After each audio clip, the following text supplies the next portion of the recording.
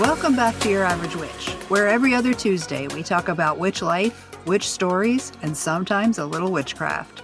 This week I'm talking with Starla Yilmaz, a witch and tarot deck creator. We talked about getting a calling, making deals with deity, and her new tarot deck, the Butterfly Wisdom Tarot. Now let's get to the stories. Starla, hello, welcome to the show. Thank you for having me. It is my pleasure. I'm glad to have you here. Can you please introduce yourself and let everybody know who you are and what you do and where they can find you? My name is Starla Yilmaz. I am a writer. I'm also a cross-stitcher, and you can find me on Instagram at Starla Yilmaz Tarot. Also YouTube, I believe, Starla Yilmaz, and Facebook as well, Starla Yilmaz. And those links will be in the show notes, everybody.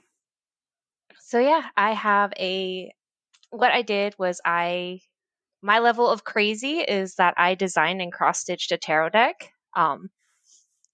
And luckily enough that a publisher has decided to put it out in the world, and it is getting released on June 30th. I love that you actually stitched the whole thing. That's so much stitching. It was 21 months of stitching. Oh, wow. That's more than a baby. Yes. And I have 2 babies, more than 2 babies, because that's only 18 months. You have 4 kids now. I'm assuming you call yourself a witch. Yes, I have been a practitioner since about 15, 16, somewhere in there. I kind of got started with Buckland's Blue Book, like a lot of us did. Can you let us know what the word witch means to you and how you apply it to yourself? To me, a witch is someone who is more in touch with, nature and natural cycles, but also very conscious of energy that is moving through them and everywhere around them. And also, on some level, aware of the connection between, myself and literally everything. Especially if we're talking about like we all came from the Big Bang, then it's like I'm connected to you, I'm connected to the Earth, I'm connected to Alpha Centauri, however many light years away. Atoms. And then, yes, exactly. And on some level, I believe that I can influence those energies and the currents and where everything flows. How well I can influence it is a different question. It depends on the day. But, that is always the goal of practicing as a witch. That's also what I believe. The whole, like, atoms in the universe, and we're all little bits of stuff held together by whatever, something that wanted to be held together. Well, and the fascinating thing about Einstein's famous equation is E equals mc squared is that energy and mass are the same. They just interchange. So everything, like, yes, everything's like matter, but it's also energy at the same time. And energy is also matter. And that hurts my brain a lot, but it is also why witchcraft works. I try not to think about that part. Can you introduce us to your magical practice?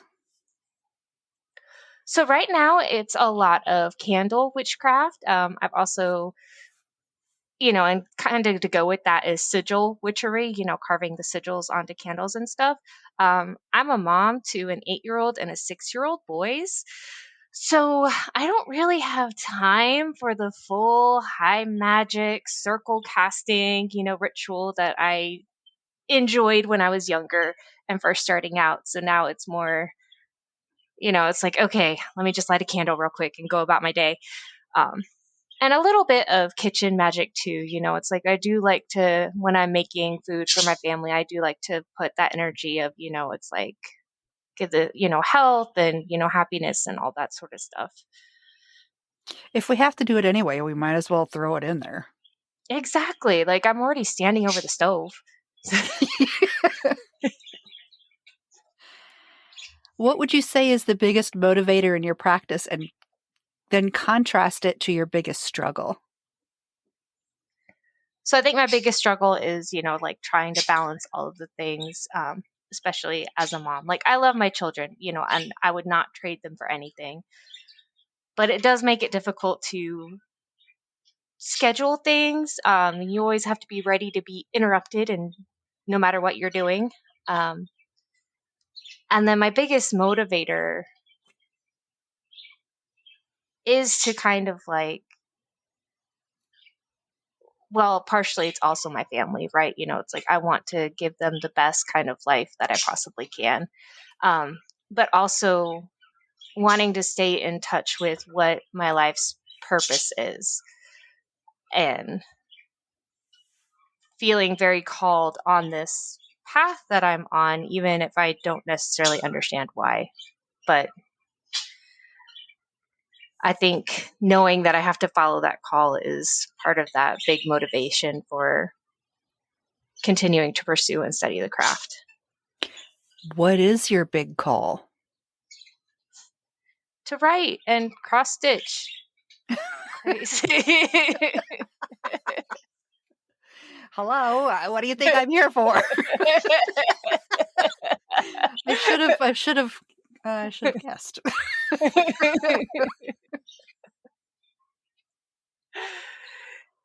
Yeah, no, but to go more into that, for a long time, I thought it was just writing, like years and years ago. When I was sort of at that decision phase, like, do I pursue the sensible sort of math degree that my family had always pushed upon me, or do I follow the writing stuff, even though I know that, right, odds are you're not going to make a living and all of that, whatever, whatever, whatever. And I had a vision, and the goddess, she came to me and she was just like, I promise you right now that as long as you are writing, you will be taken care of. She was That just like, is freaking cool. and I can't say, it's like, I'm not a millionaire or anything. I'm not even like, you know, I'm the typical millennial, no savings account, You're not a and rent. thousandaire either. Right. Who is? But right. But it's like I've always had a roof over my head and I've always had food. And really, that's what I need. exactly. So it's just like, so she has kept up her end of the bargain, and therefore I need to keep up my end of the bargain and continue writing. And then, a couple years ago, the cross stitch got added on. I was like, you've been doing so well. Let's increase the difficulty of things for you. Thanks for that. It is nice to know that you've grown enough to get that. Yeah, that's a really good way of looking at it. What would you say is your favorite tool? It doesn't have to be an actual physical thing. It can be like a song or a smell.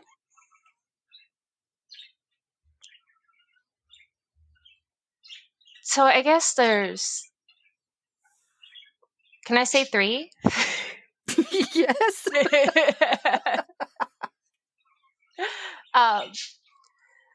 So 2, I'm just going to go quickly over. Like, 1 is obviously a pen.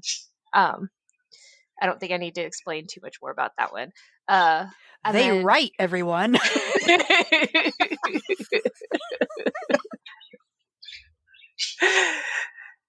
But then also a needle. And I do have to say this. So it's like I've always hated like regular sewing, like for clothes or pillows or whatever. It's like I always liked the more art side of things with the cross stitch and embroidery.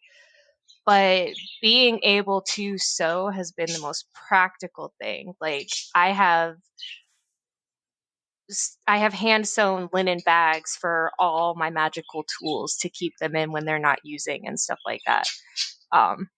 So I think that has been a powerful part of my practice. And the third thing would be this wand I have. It's literally a crystal wand. And I use it to carve like all my sigils into candles and stuff. And it's great for conducting energy. That's cool. What is something you wish was discussed more in the witch community?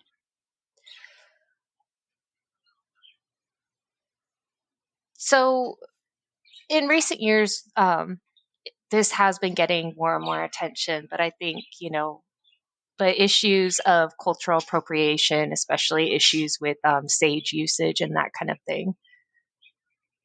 I think there's a lot of practitioners who still have this idea that sage is just kind of, free for everyone to use and it's all purpose and all of that. And, there's issues with over harvestation and potentially, getting endangered or on the extinction list and things like that. And also, it does come from Native Americans, and that is very much a closed practice. And there are things you can do, like I have a selenite wand that I have charged for cleansing.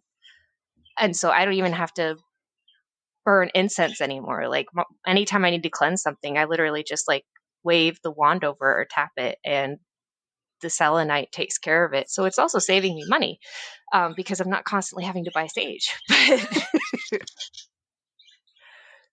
But I think, as I said, it has been coming up more and more in the past couple of years, but I do think, that's always a conversation that people should be open to having. Especially since apparently we do we have to keep saying it. Use something else. Right. And then it's like you go into the local shop and the sage section is just huge. And it's like, yeah. Okay. I grow my own stuff. I have garden sage. It's actually Western sage because I live in Arizona and I don't think garden sage would like it here, but I don't use white sage, partly because it smells gross, but also because it's not mine. Right. And growing your own, that's even more powerful for you than it would be to just go into the store and buy something. Think of how many layers of magic you could put on it. Like the moon, the phase of the moon that you plant it under, the water that you water it with, that you've sat under whatever other moon phase you want to work with, or whatever sun or an eclipse or whatever. And the intention as you are caring for this plant. Working with the plant spirit. I mean, there's so many cool things you can do besides go to a witch shop or Walmart and buy a bundle. Yes. Absolutely. Now, I don't have green witchery in me. I have tried to grow things. Best I can do is scatter wildflowers, and those, I just let them do what they're going to do. But that's why I got my selenite wand to do that, because I can't. Yeah, it doesn't even have to be smoke.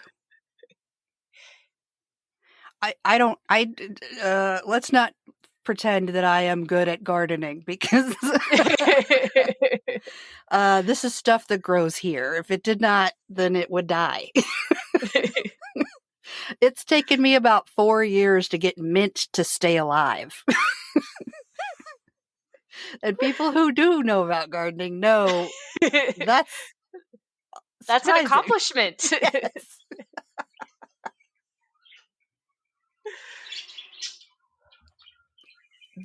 Have you taken any steps to build community near you?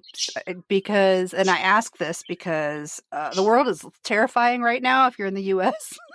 Yes, very. And you never know when they're going to shut down the internet, to be honest. Look what happened in China. So building community is actual physical community close to you is important. Have you done anything to try and build community near you?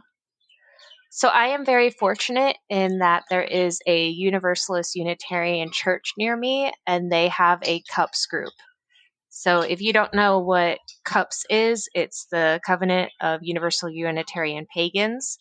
And there's actually like a big national group And then, the churches each kind of have their own smaller group. And so every month, the pagan group gets together at our church, and we just, there's always like a topic about something, but we derail within 5 to 10 minutes. Probably 80% of them are neurodivergent, so I'm not surprised. But yeah, it's really cool because it's like, we gather at the church for rituals for all the, Sabbats and Esbats and stuff. And like for the summer solstice and for Yule, the ceremony on Sunday is actually run by us, the pagan group. And so we do a big ceremony with the whole church in attendance. And those are always really powerful rituals. That's cool. So everyone should definitely check to see if there's a CUUPS near you, because I know there's one near me. So yeah, because you're right, with how things are going here in the United States, it will be very important for all of our numbers to band together. Yep. So think about your 3 biggest influences, whether it's a person or a book or a pet. How does it affect your practice, and thank them for what they do? So I want to thank this one woman. Her name was Sarah Beth Shepherd, and when I was a teenager and first getting into, first started walking the goddess's path, she was really, she helped guide and mentor me, and I've always been thankful for her. She was in Denver. I have no idea how to reach out or contact her or anything. I've tried looking her up online and never been successful. I think I'm spelling her name wrong, but I've always been grateful for her guidance and mentorship at that kind of, critical time when you're a baby witch. And then I think the second person I would like to thank is Deborah Blake. When I first came up with the idea of not necessarily the tarot deck, but how I wanted to do the guidebook, it was my second or third version of the guidebook, and it was a little bit different. And I didn't know if it was going to work. And I reached out to Deborah Blake, and she graciously agreed to read 20 pages of my guidebook and then gave me feedback. And not only was she like, yes, this is absolutely going to work, but she also helped craft my proposal so that I could send it out to publishers and stuff. That's cool. Yeah, I know. So I am hugely indebted to Deborah Blake, and she is an awesome person. Everyone, feel free to reach out, and she loves getting fan mail like the rest of us. Aw. So, and then the third,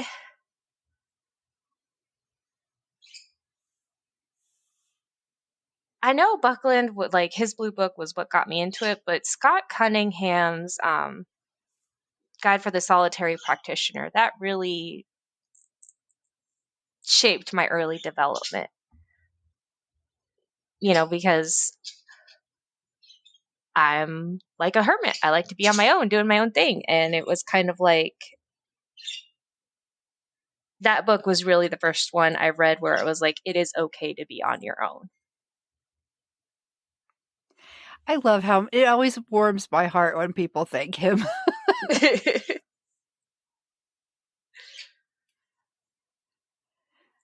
Also, I think it's kind of sad that we don't that initially we think, oh, I'm not doing it right because I'm not in a coven. We're allowed to be by ourselves. We absolutely are allowed to. And it's just like kind of when you think about witches back in the times, a lot of them were in the woods by themselves, and they would only come together on very special occasions. And even now in modern days, it's just like, I think a lot of witches are a lot like cats, and trying to herd us to get together on one day at one time is a challenge. That's a nice way to put it.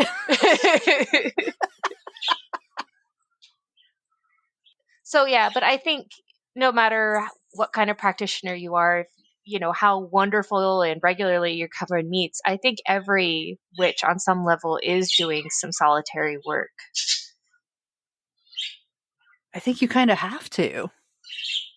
Yeah, you can't always wait for, you know, the coven to get together and the moon to be in the right phase or whatever to do what you got to do. I couldn't imagine waiting for somebody to light a candle on Thursdays, like waiting for other people when I know I need to do this because that's my Yeah. agreement with my being that I work with. I can't wait for Susie and Mary.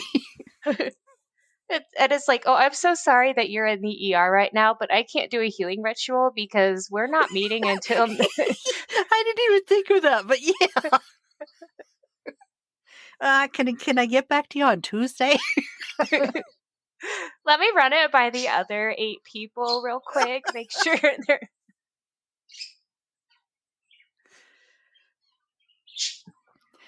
Well, now that you've seen what it's like to talk to me, who do you think it would be fun to listen to answer these questions?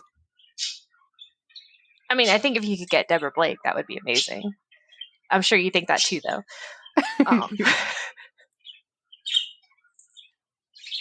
Let me think. Oh, you know what? There is a woman. Her name is Leslie Snell. I met her recently at Cauldron Fest. She runs the Chattanooga Witches Den in Chattanooga, Tennessee.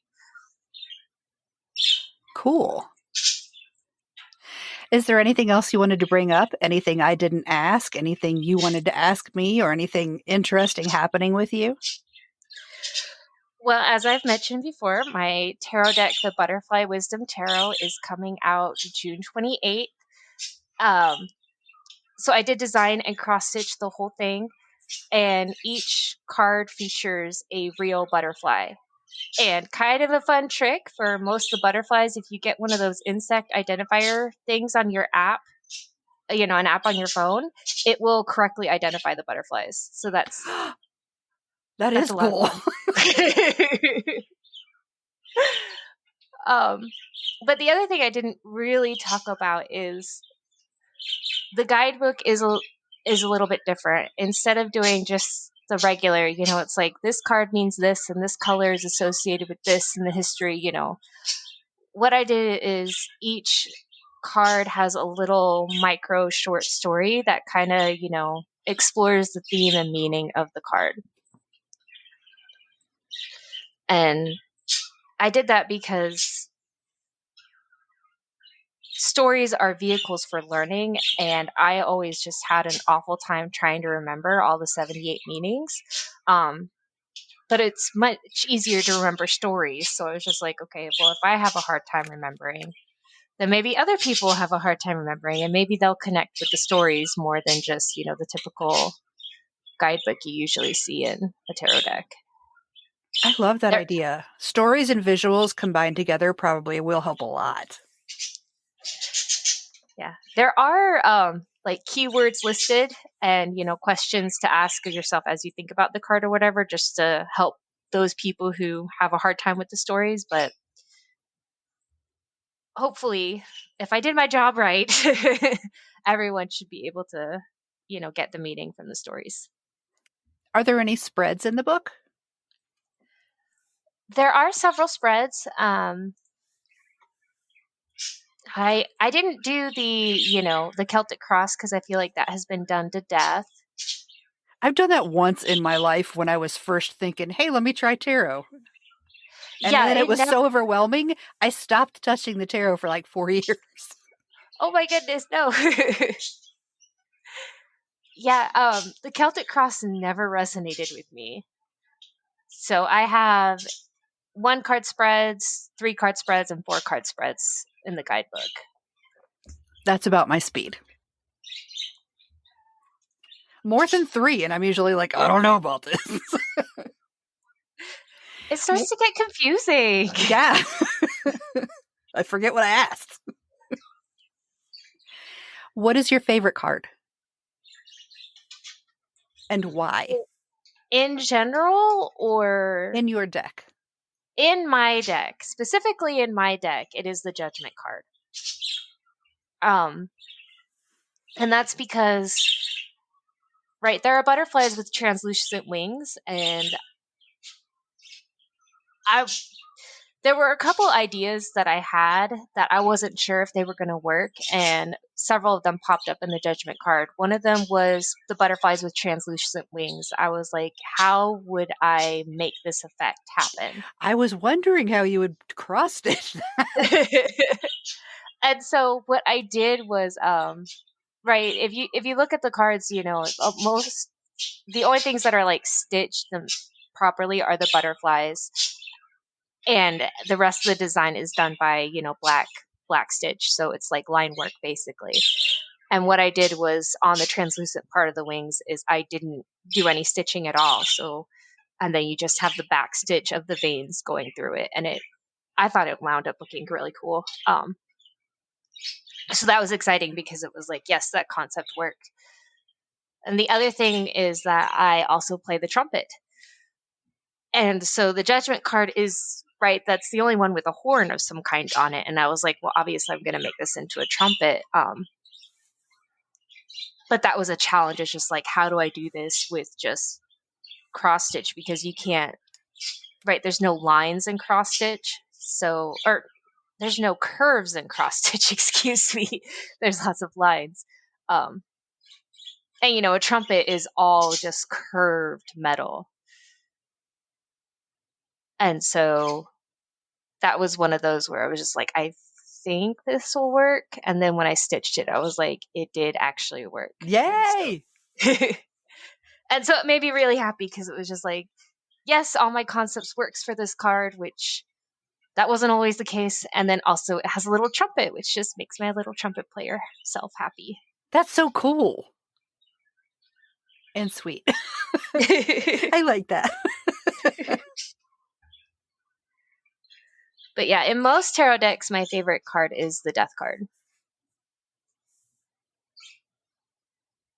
How did you pick which butterfly to use for each card? So some of them it was obvious, like for the Emperor, the Empress, it is a male and female monarch butterfly. Right, you know, what's going to be a monarch more than a monarch?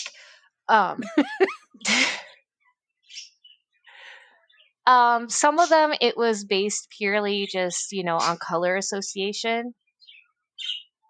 Like for Eight of Cups, that butterfly, you know, is a very dark blue, and it's kind of you know, and if you look at the typical Rider Waite Smith card, you know, Eight of Cups, then it is just this dark blue and stuff. And so bringing in that color imagery. Others, like the Temperance card, you have the top half of the butterfly is the wings are red and the bottom half is blue. So that's kind of, you know, like that combining of two discordant elements and stuff. So yeah, it would just depend on the card, basically. So you did use the traditional suits? Yes, I did. I didn't.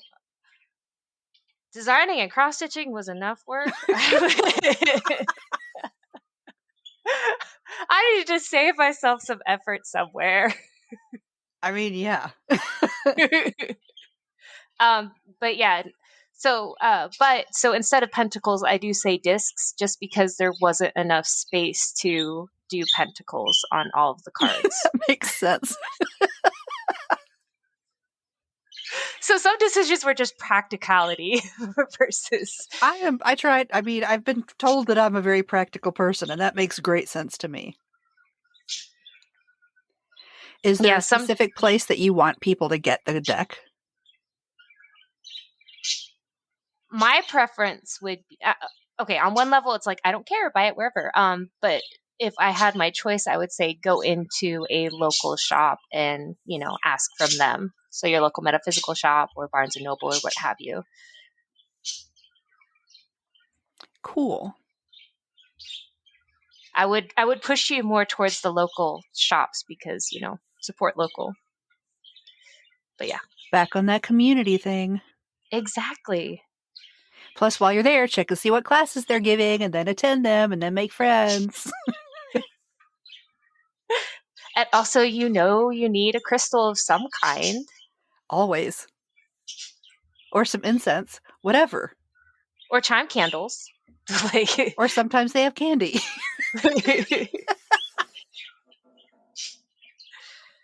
Bath products. You need all this witchy stuff. Absolutely. I think that's another reason we're all witches, right? Is like we like to go shopping. What do you wish somebody would ask you about your deck?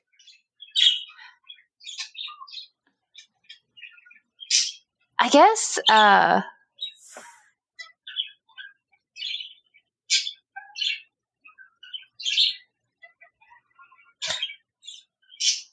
then when we start getting into, like critical discussions about the guidebook and stuff like that. Like I know, like, I don't want to discount the artwork because, I'll put a lot of time and energy into that, but it's also very obvious, right? It's like it's just staring right there at you in the face. But I think the guidebook is going to take a little, like, some of the stories, it's going to take a little bit more, like thought and introspection. And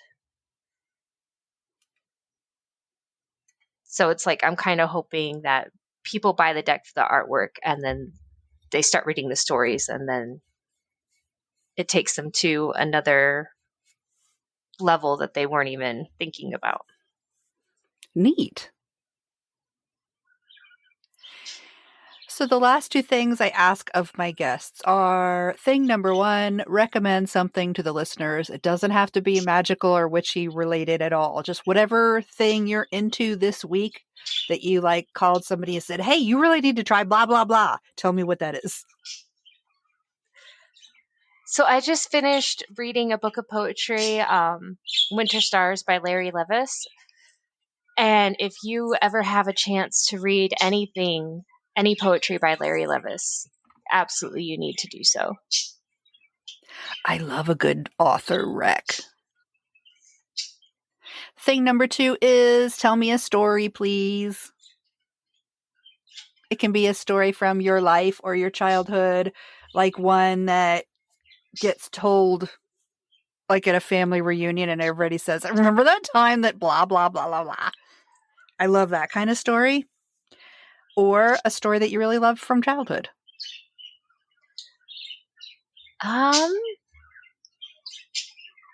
Goodness. Okay. So I was maybe about 6 months into my practice and I was doing, the full fancy ritual and I was calling the quarters and I was facing west and I called west east instead. Oh.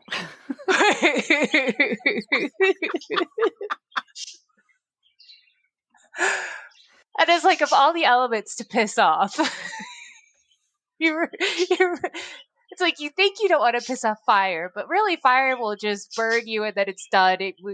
Fire doesn't last long, but water. Floods are scary. And water turns into ice. Yeah. And water remembers. Still waters run deep.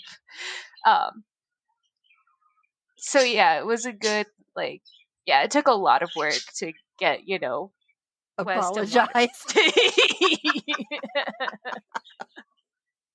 And even now, sometimes, it's like if I'm invoking water or West, they'll be like, West, huh?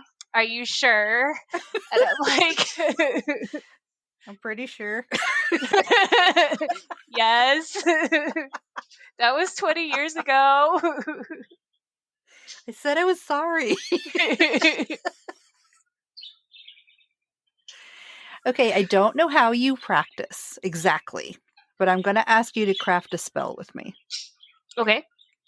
So, first, let's come up with an intention. What do we want to do? Oh, you know what? I forgot I have these little card thingies to like. Maybe, unless I forgot to write this part. Let me just flip through them. Unless you think of something that you specifically want to do. I think abundance is always good, right? Okay, good, because I can't find the card.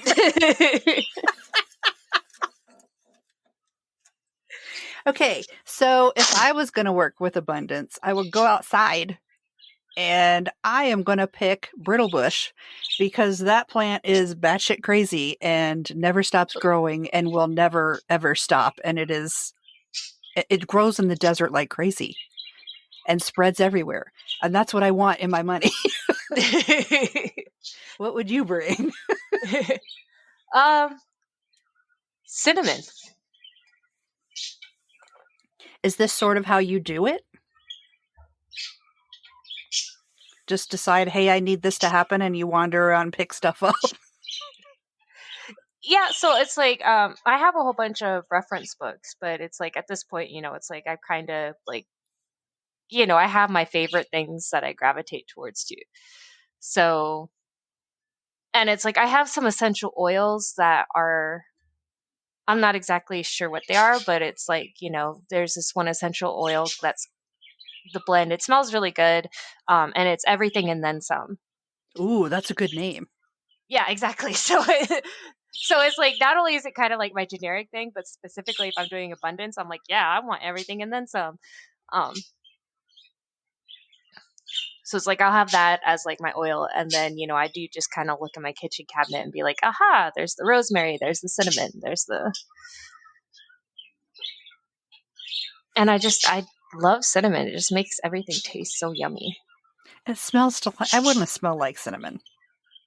Yes, like vanilla and cinnamon. It's the best. Okay, so I tend, because I have chickens, and so we have 4 billion eggshells, so I tend to make things into a powder and then sprinkle it where I need it to be. But I remember you said you work with candles. Yes. We could do both. We absolutely could do both.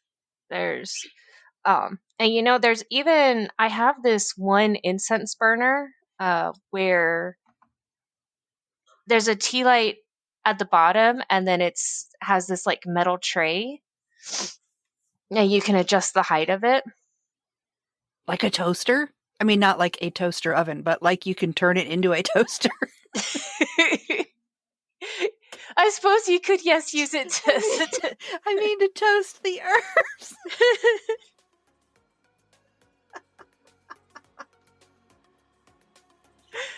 But yes, that way you're not just throwing the herbs directly onto, like a lit coal or whatever.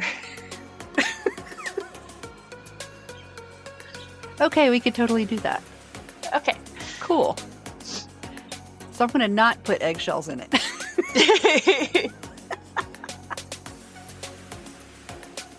So generally, when I'm putting things together, I just say, and you're going to be doing this for me, and I throw it in there. I'm not a big, wordy, say a rhyme sort of person. Yeah, I'm not a rhyming witch, but I do say an intention, like one sentence or a few words, and I'll say it 4 or 7 times, just kind of. To hear more of the members-only episode, head over to crepuscularconjuration.com. The monthly magic tier will give you access to the monthly Magic Marco Polo group, the private Facebook group, and access to the written monthly spells.